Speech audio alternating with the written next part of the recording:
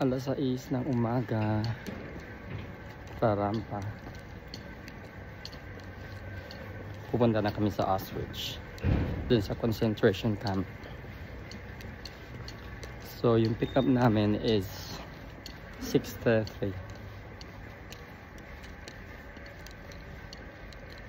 So hindi ko alam kung ilang oras yung biyahe. Malayo kasi dito yung Auschwitz sa city. No, przypali.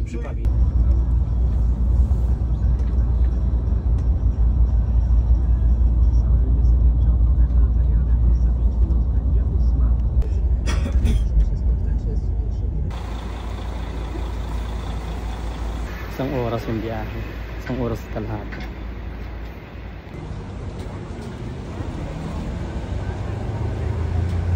Sobrang lamig dito. Kita niya? Umuusok. So, dyan yung entrance sa museum. So, dito pa lang kami sa parking lot. And ayan yung mga turista, mga bisita.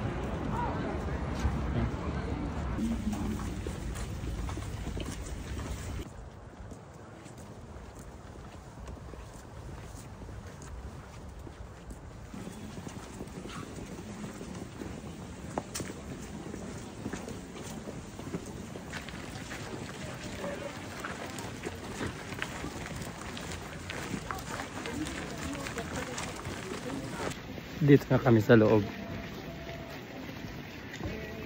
Presuhan yan. Yan yung presuhan. So dito nila nilagay yung mga mga Jewish. Dito na tayo sa may gate, yung lagi natin nakikita sa mga pelikula. Ang akala ko malaki yung gate, maliit lang pala. Pang maraming mga Jewish na bisita to doon. So sa mga hindi nakakaalam, bigyan ko kayo ng konting trivia or backdrop about this site. So yung mga building dito, yung mga barracks, tinayo ito during 1940. Yun yata yung kasagsagan ng World War II. Magsisimula pa lang yata na.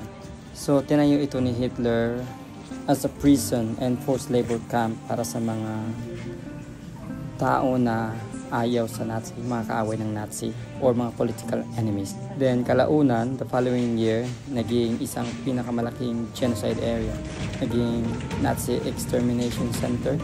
So sino nga ba yung mga pinatay rito? Karamihan ng mga pinatay dito ay mga Jewish, of about 1 million. Kasi gusto ni Hitler na i-eliminate yung buong angkan ng mga Jewish sa Europe. Meron ding ibang nahalo na ibang lahi. Merong mga Polish, sila yung mga political prisoners o resistance members, karamihan sa kanila mga babae. Meron ding mga gypsies at saka Soviet prisoners of war, at meron ding mga undesirable people na tinatawag nila. Yun yung mga LGBT at saka yung mga disabled. Sa picture na to, ito yung sa Birkenau kung saan sila dumating, yung mga Jewish. So hindi talaga nila alam na papatayin sila. Sa picture na to, they undergoing the selection process. So, pagdating pa lang nila sa site, meron ng doktor na mag-a-assess, titignan yung physical appearance nila, kung mapapakinabangan ba sila o hindi. Tapos, dadalhin sila dito sa gas chamber. Ito yung pinakamalaking gas chamber sa Birkenau. So, sa selection process, makikita na agad nila kung pakikinabangan ka ba nila. And dito nila isa-segregate yung pwede at saka hindi. Tapos, dadalhin ka sa isang shower, gugupitan ka, tapos pauubarin din, pauusukan. Yung mga pellets na to, yan yung nilalagay nila doon sa chimney. So yan, uusok yan doon sa loob, tapos masosuffocate na yung mga tao. Paano nga ba na-deceive ng Nazis yung mga Jewish during the Holocaust? So kwento natin, the Nazis used systematic lies to prevent resistance. So yun, nagsinungaling sila at napaniwala yung mga Jewish kung ano talaga yung intention ng mga Nazi. So mayroong mga false promises o resettlement daw. Hinabi sa kanila na pupunta lang sila doon for work. Hindi nila alam na pupunta pala sila sa Auschwitz. Akala nila pupunta sila sa work camps, labor assignments, new homes daw, ganun, yung mga paniwala nila. Sa totoo, dinala talaga sila sa Auschwitz iba't ibang lugar ng extermination camp or forced labor camp. These are all over Europe. Hindi lang dito sa Auschwitz, pero pinakamalaki dito sa Auschwitz. So they were instructed na magdala daw ng foods, luggage, identification papers, pati yung pamilya nila. Because of the promise, false promises, tsaka relocation. You know, for better life, ganun. Greener pasture. So pagdating nila dito sa camp, they were deceived at pinaniwala. Makikita mo talaga yung buildings. Maganda naman yung buildings. Tapos may mga bathhouses, showers. Nila alam yung showers place guys as gas chambers. Tapos sinabihan sila na after the processing, bibigyan sila ng trabaho. This deception prevented panic para hindi magkagulo ba. Walang resistance. Hindi niya alam. Papatayin pala sila. Gugutumin. Pakinabangan mo na ng mga ilang buwan hanggang sa pag nahina ka na, tsaka kanila kikitiling buhay. Kaya kung nagka-diarrhea ka, food poisoning o kahit lagnat, dadalhin ka nila dun sa hospital, dyan lang rin sa site at tuturukan ka ng lethal injection. So makikita niyo dito yung mga mattresses. Ito yung mga na-recover. Ito yung ganito, hindi ganito yung state ng ng room. Mas malala. So kasi ginawa na siyang museum. Ito yung mga picture ng mga taong napatay dito. Kasi sila yung may record. Kasi karamihan sa mga record na sunog or sinira, pero merong nagtabi. Maraming documents na hindi na-recover. So ito lang yung mga na-recover nila. Pero maraming undocumented na namatay. Bukod sa mattresses, meron din natutulog sila sa mga dayami. Ito rin, mga dayami. Ganun talala. Kung makikita nyo sa litrato, ito yung mga babae. May iksi ang buhok. Ginupit yung mga buhok nila. Kasi ginawang mattress yung mga buhok, carpet, kahit lang, parang textile. So yun yung CR nila. Walang privacy. Ito naman yung washroom.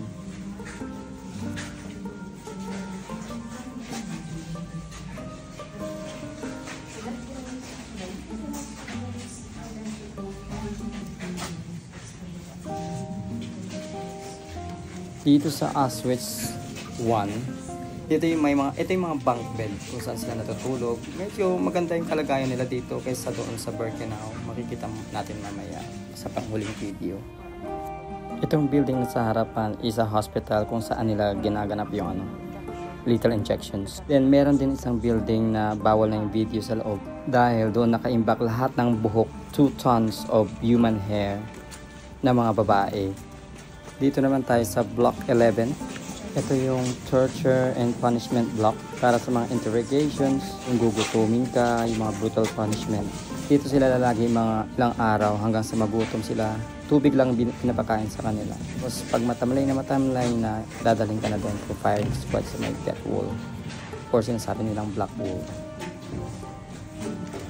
So dito na tayo sa labas, sa courtyard between Block 11 and 10.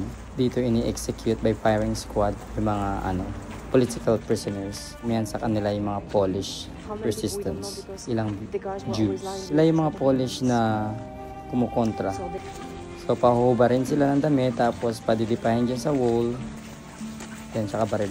Yung nasa ating harapan, ito yung pabrika at kitchen. Dito rin merong gallows ba yun, kung saan you are being sentenced by hanging.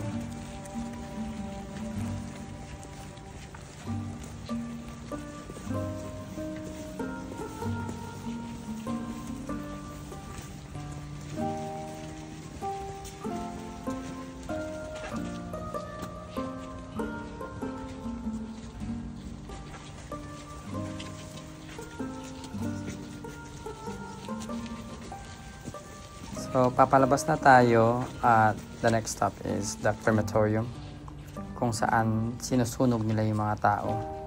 Yung mound na yan, crematorium sa ilalim yan. Yun ang chimney.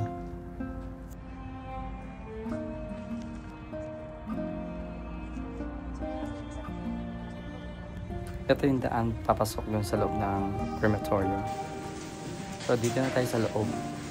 Dito sinusunog yung mga taong pinatay nila. So basically, malaking oven. Ayan siya. papasok dyan, susunugin. Imagine kung gaano karaming tao ang pinatay dito sa area na to. Ginagas tapos susunugin dyan. Hindi nila kayang ibaon na lang sa lupa. Mawawalan sila ng lugar. So susunugin na lang, kaya kasi mas madali lang pag-dispensa ng mga apo, diba? Dito na tayo, few miles away, nasa Birkenau. Dito yung may selection process na ginagawa, yung hihiwalayin nila yung kwento ko kanina. Hinihiwalay yung mga pwedeng pakinabangan at hindi. The extension of Auschwitz. Cold. I mean, usually it's much colder in winter time. But this is, you know, that question you're asking about the cold, how people would survive it. All days in winter time, they would survive 2 weeks only. So in a day like today, you can understand. You know, they didn't have anything like this, striped pajamas, you remember from the exhibition. Of course, I'll tell you more about those prisoners who are kept over here later. Because we are right now in a place you might remember from the first part of the exhibition, when we talk about the Jewish families, about the selection process. Because this is exactly the platform where they decided about like the the Jewish family selection. Also one of the original wagons over here. Few years ago actually they decided to add this one element, because of course this cattle wagon was not here in the moment of liberation. It was an empty place. I can tell you more about liberation. But just to show you also how those depredations look like. Because imagine if someone sent a people, for example, from Greece, this was like the longest distance, so sometimes they would even up to 9-10 days to make this. And there was about 80 people even in a cattle wagon this size. So now imagine after so many days, cold in winter time, hot in summer, days with nothing to eat or drink. How many of those people will be still strong enough to work? Because Jewish people are selected. So only those who are strong, they would stay here to work. We talk about that in the exhibition, how they were lying. Then you could see those photographs, you know, the train like this one, families getting... So dito tayo sa Birkenau. This is a one-story building. Maraming mga bunk beds. Karamihan sa kanila, wala talaga matres. Matutulog na sila sa kama na yun, sa kahoy. Tapos yung iba sa sahig.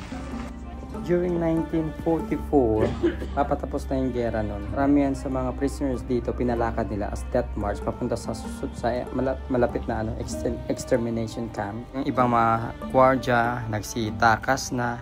Kasi alam nila na paparating na ang mga Red Armies. Sila yung Soviet forces, mga Russians. Marami ring nailigtas dito sa sa Birkenau. Yung mga hindi kaya maglakad, yung mga mahihina, yung may sakit, naiwan. So sila ang nailigtas.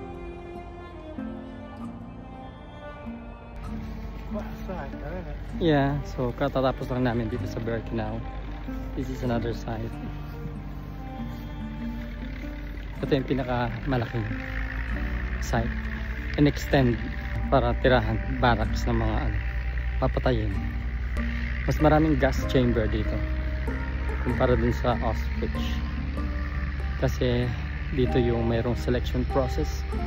Pipiliin kung fit ka ba na mabuhay o hindi. Pero hindi alam ng tao yun. So pag nakita nila medyo frail, dadaling ka nila sa lugar yung may tuturo kung saan ka pupunta, tapos maliligo ka doon, gugupitan ka, tapos yun, sasalang ka pala sa gas chamber. Tapos pag gano'n na, ang gagawin nila pagkatapos sa gas chamber, susunugin na yung katawan. So lahat ng mga taong dumadating dito, hindi nila alam na papatayin pala sila. Sagwa, diba? Sama. Sobrang sama. Nakakalungkot talaga kasi parang siya, sementeryo talaga. Marami siyang crematorium din, pero sinira na rin. Ayan yung kabuuhan, malawak yung sa loob. Tapos puro barbed wire siya.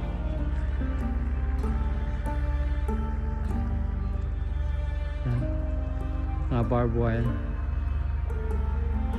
hindi talaga makakalabas ng buhay. Tsaka yung guard post.